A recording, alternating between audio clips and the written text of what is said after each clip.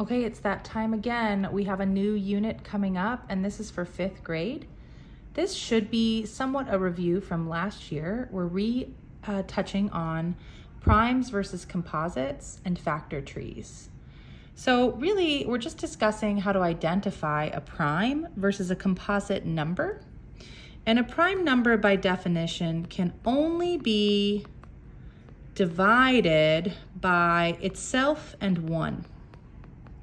Now that's a really fancy way of saying something that doesn't have any dividers, can't be grouped. The common ones are 2, 3, 5, 7, let's see, 8, 9, nope, 8 divides by 2, and 4. 9 divides by 3, nope, can't, because those get divided. 10 divides by 5, see what we're doing here? 11, and so on. So your child is going to use this information to do factor trees. A composite is just the opposite. It has other factors. It can be divided. So a great example would be, let's see, 6 can divide by 1 and 6, of course, but it can also divide by 3 and 2. So this is a really important step in number sense and just becoming more familiar with how numbers relate to each other. You're going to see this being used intrinsically in the coming years. So in this unit, we're just going to factor trees or practice factor trees.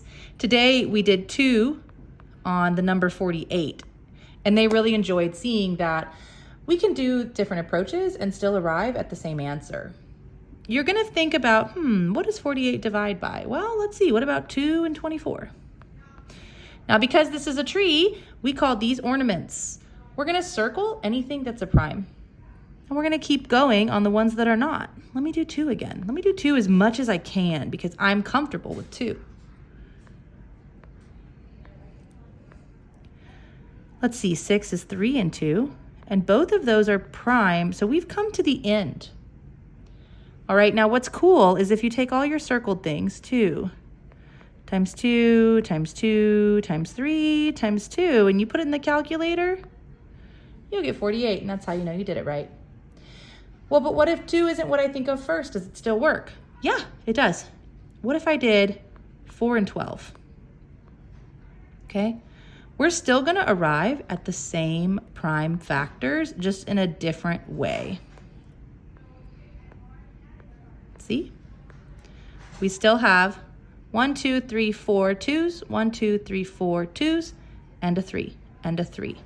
And again, it would come out to 48. So not in this video, but just so you know what's coming is least common multiple and greatest common factor. And once we get there, probably next week, I'll shoot a video over for that as well.